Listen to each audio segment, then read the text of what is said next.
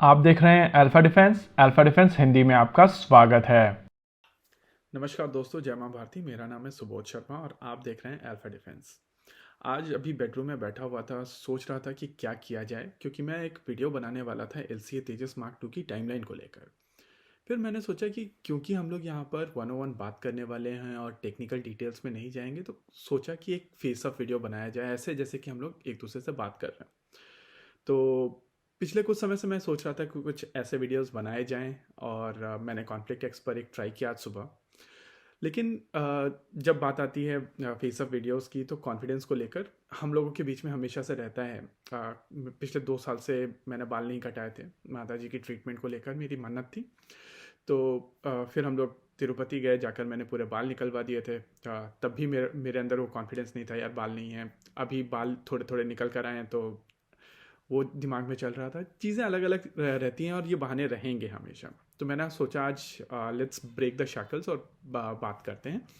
तो हम लोग बात कर रहे हैं। आज के इस वीडियो में हम लोग बात करेंगे L C Tejas mark two की टाइमलाइन को लेकर।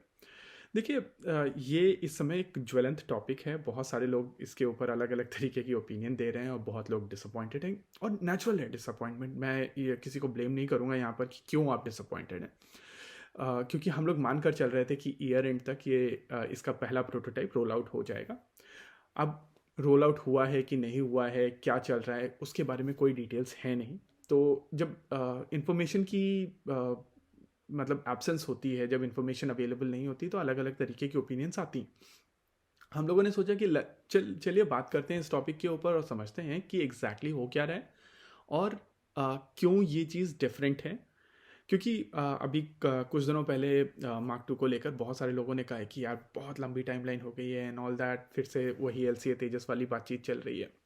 तो देखिए, सबसे पहले मार्क टू को लेकर अब मैं आपको बता दूं कि 2017 के आसपास मैं 2 ही दिन पहले मैंने वीडियोस में बात की थी। तो वहाँ पर मैंने बताया था कि 2017 के आसपास बातचीत चल रही थी कि हम लोग इधर F-16 का जो अपग्रेडेड वेरिएंट था, F-21 या ग्रिपन ई अक्वायर करेंगे एल सी तेजस के साथ साथ, यानी कि बेसलाइन एल सी तेजस और मार्क वन ए। और उसके बाद मार्क टू नहीं बनाएंगे हम लोग, काम करेंगे हम लोग F-21 या फिर ग्रिपन ई के ऊपर, और आमका के ऊपर काम किया जाएगा। ये तब बात हुई थी जब मनोहर पर्रिकर साहब हम लोगों के डिफेंस मिनिस्टर थे। उसके बाद over the period of time चीज़ें मतलब रियलाइज़ हुआ हम लोगों को कि नहीं यार, अपना प्रोजेक्ट हम लोग, हमारे पास जब कैपेबिलिटी है तो क्यों नहीं बनाए। हम लोग FGFA प्रोग्राम से बाहर आए एक पॉइंट ऑफ टाइम पर, और उसके बाद आगे बढ़े। वहाँ पर एमका को वो सपोर्ट मिला, और ये जब सिंगल इंजन वाला प्रोग्राम कैंसिल हुआ, तो मार्क टू को ट्रैक्शन मिली।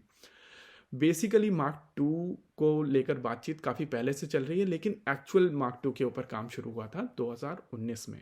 19 में काम शुरू हुआ था इन द सेंस, एक्चुअली जो स्पेक्स थी वो फ्रीज की गई थी। उससे पहले अलग अलग तरीके से ट्राई किया जा रहा था कि एलोंगेट कर दिया जाएगा मार्क वन, और G414 यूज़ कर लिया जाएगा।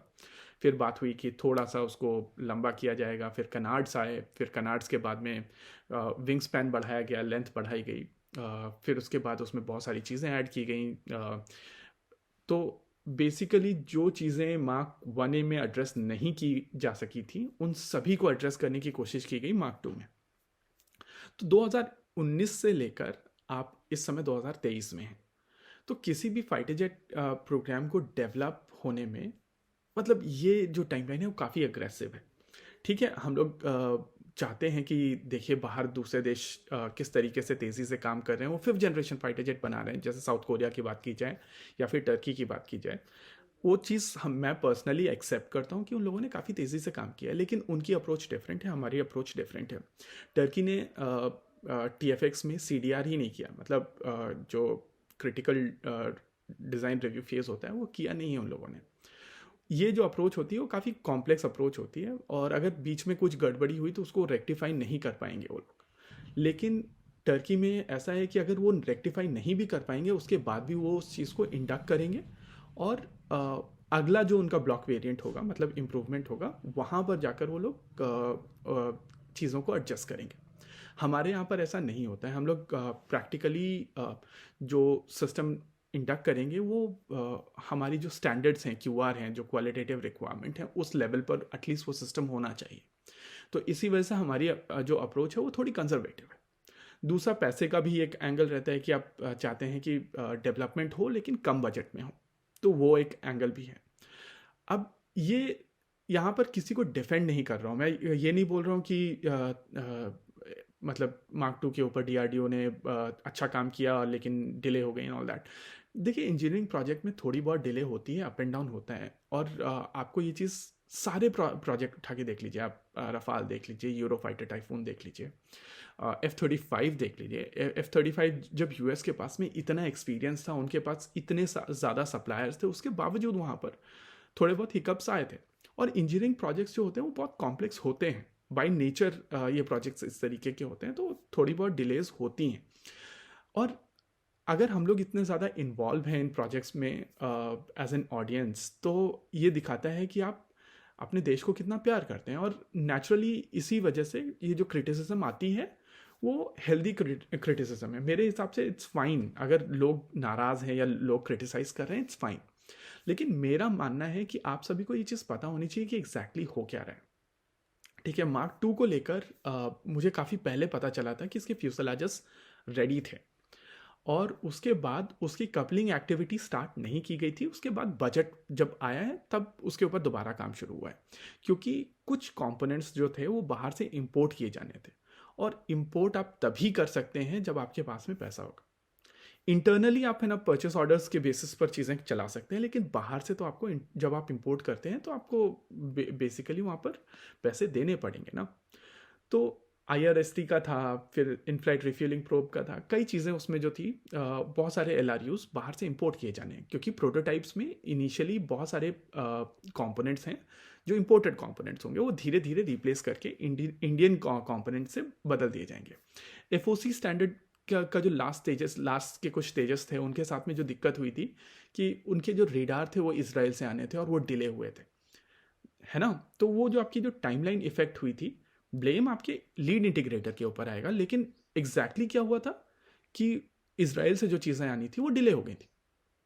और ऐसा ही होता रहता है जब आप सप्लाई चेन की बात करते हैं, डिफेंस सप्लाई चेन की बात करते हैं, तो कोविड एक बहुत बड़ा डिसरप्शन था उस समय, बहुत जगह। और अभी ऐसा नहीं है कि खाली डिफेंस इंडस्ट्रीज़ को ही दिक्कत हुई। आप चिप शॉर्टेज देख लीजिए।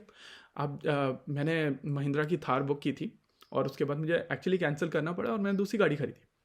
तो ये सब चीज़ें जो रहती हैं, ये जो डिले हैं, वो जब आपकी कमर्शियल इंडस्ट्री में है तो उसका नेचुरल कारण है कि बाहर में जो मार्केट है वो डिसरप्ट हुआ है कोविड के बाद में।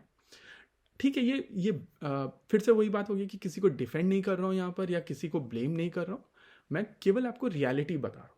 ठीक है, और उसके बाद अगर हम लोग मार्क टू के बारे में बात करते हैं कि एग्जैक्टली अब क्या चल रहा है, तो जो कंपोनेंट्स हम लोगों ने जिनके ऑर्डर दिए हैं फंड्स अप्रूव होने के बाद में, उनका एक लीड टाइम होता है। एक लीड टाइम के बाद में, यानी कि अगर आज आपने ऑर्डर दिया तो कुछ दिनों के बाद में ही वो चीज़ें बनना शुरू होती हैं, क्योंकि ये चीज़ें ऑफ द शेल्फ नहीं होती हैं ना। जब ये चीज़ें वहाँ से मिल जाएंगी भारत को, उसके बाद वो चीज़ें मार्क टू के साथ में इंटीग्रेट की जाएंगी, और उसके बाद मार्क टू रोल आउट कर दिया जाएगा। अच्छा, मार्क टू के रोल आउट को लेकर एक्चुअल जो अपडेट है, I am quite sure arrow India बहुत ज़्यादा दूर नहीं है, अगले महीने एरो इंडिया है, वहाँ पर हम लोगों को पूरी डिटेल्स मिल जाएंगी। और क्योंकि एरो इंडिया बेसिकली एयरक्राफ्ट्स के आसपास होता है, तो नेचुरली आपको आमका के ऊपर और मार्क टू के ऊपर एक्चुअल डिटेल्स मिलेंगी।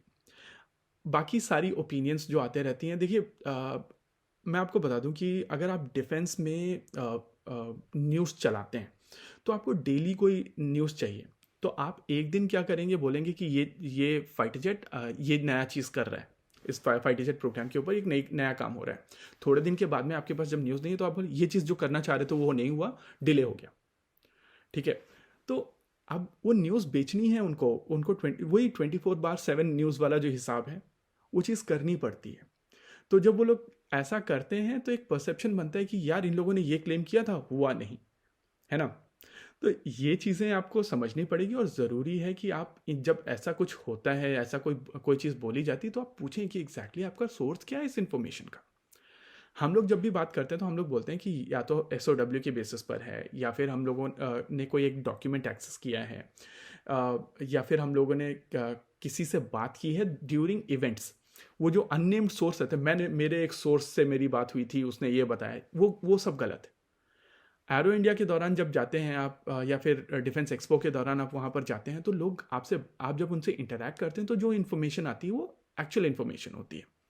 बहुत सारे लोग देखिए, आप जाएंगे किसी भी IT कंपनी के बाहर जाइए, आप गेटकीपर से बात कीजिए, वो बताएगा ये कंपनी फालतू है, इनका कुछ अच्छा नहीं चल रहा है, वो आपका सोर्स बन गया। तो ऐसा तो नहीं होता ना। आपको एक्चुअल सोर्स है, तो या तो आप प्रोजेक्ट डायरेक्टर से बात कीजिए, या फिर उस प्रोजेक्ट टीम से बात कीजिए। आप किसी भी रैंडम आदमी से बात कर लेंगे, कोई ओपिनियन ले लेंगे और उसी के बेसिस पर न्यूज़ चिपका देंगे, तो वो तो मतलब अनफेयर हुआ आपके साइंटिस्ट के साथ में। और उसके अलावा मैं मार्क टू के बारे में जब भी मैं बात करता हूँ कि 2019 से आपने काम शुरू किया है इन थ्योरी, और आप 2023 में हैं, ठीक है। तो ऐसा नहीं कि बहुत ज़्यादा टाइम निकल गया है। देखते हैं एरो इंडिया में क्या डिटेल्स निकल कर आती हैं, और उसके बाद हम लोग समझेंगे कि मार्क टू के बारे में हो क्या रहा है। वैसे मार्क टू बहुत इंपॉर्टेंट है हम लोगों के लिए, क्योंकि इन थ्योरी वो फाइटर जेट वो सारी चीज़ें एड्रेस करेगा जो मार्क 1A नहीं कर पाए। क्योंकि जो एयरफ्रेम्स थी, एयरफ्रेम है LCA तेजस की। देखिए, LCA Tejas itself is a amazing fighter jet, ठीक है। आपके MiG-21 का जो इंफ्रास्ट्रक्चर था, जो हार्डन शेल्टर्स वगैरह थे, तो उसको यूटिलाइज करने के लिए ही आपने LCA तेजस को उतना छोटा बनाया, ठीक है। तो एयरफ्रेम की कुछ कॉन्स्ट्रेंट्स बन जाती हैं। अब उसके चलते उसमें जो बेस्ट कर सकते थे वो आपने LCA तेजस मार्क 1A में किया, ठीक है। 1A की फर्स्ट फ्लाइट हो चुकी है, वहाँ पर चीज़ें चल रही हैं जैसा चलना चाहिए। अब उसके बाद वहाँ से जो इम्प्रूवमेंट होनी थी वो मार्क 2 में हो रही है।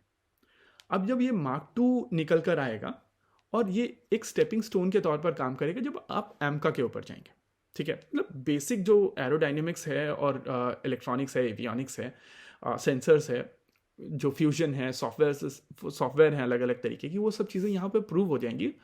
फिर वो चीज़ें उठाकर आपकी आमका के ऊपर जाएंगी। तो ये चीज़ें आप देखिए, इंडस्ट्री इस समय, स्पेशली इंडियन एविएशन इंडस्ट्री इस समय काफ़ी अच्छे दौर से गुजर रही है।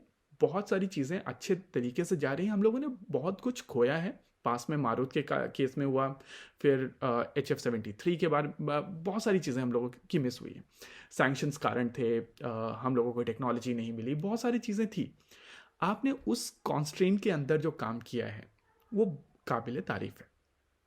अच्छा, बहुत सारे लोग बोलते हैं आप डिफेंड कर रहे हो HAL को, तो मैंने इस कंपनी को देखा है, समझा है, और इन लोगों ने पिछले कुछ समय से जो काम किया है वो सच में अच्छा काम है।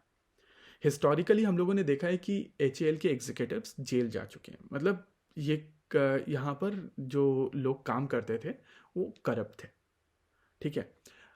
वहाँ पर वर्क कल्चर चेंज हुआ है। आपने जो 50 साल पहले, 10-15 साल पहले, 20 साल पहले जो चीज़ें देखी हैं उसी के बेसिस पर ओपिनियन बना ली गई हैं और उन्हीं को ढोया जा रहा है। लेकिन आप जब इंटरैक्ट करते हैं, आप उन लोगों से बात करते हैं, तब आपको समझ में आता है कि क्या क्वालिटी है वहाँ पे जो लोग काम करते हैं। आप किरण सर से इंटरैक्ट कीजिए, आप HP ठाकुर सर से इंटरैक्ट कीजिए, उनके थ्रू बहुत सारे लोग के साथ आप इंटरैक्ट कर पाते हैं। तो वो जो आपको इन्फॉर्मेशन निकलती है वहाँ से, उसको समझिए, तब आपको समझ में आएगा कि नहीं यार, ये आपके चाचा के ज़माने का HAL नहीं है ना। तो वो सब चीज़ें दिमाग से निकाल कर फ्रेश दिमाग से अगर आप इंटरैक्ट करेंगे तो आपको चीज़ें समझ में आएगी, ठीक है। मेरा पॉइंट ये है कि बैशिंग ठीक है, डिले होती है इंजीनियरिंग प्रोजेक्ट्स में, आप बैश कीजिए, क्योंकि आपके टैक्स मनी लगी हुई हैं, तो नेचुरली आपके पास सारे राइट हैं बैश करने की, तो बैशिंग कीजिए आप, वो सब ठीक है। लेकिन समझना ज़रूरी है कि जब वो चीज़ें होती हैं तो आप उस पर प्राइड लीजिए कि ये आपके लिए हो रहा है ना। तो ये था मेरा मैसेज। मैंने सोचा कि ऐसे इंटरैक्ट कर लेते हैं, शायद ये एक अच्छा माध्यम होगा, और आगे चलकर हम लोग कोशिश करेंगे कि कुछ ऐसे और वीडियोस कर सकें। चलिए, तब तक के लिए जय हिंद।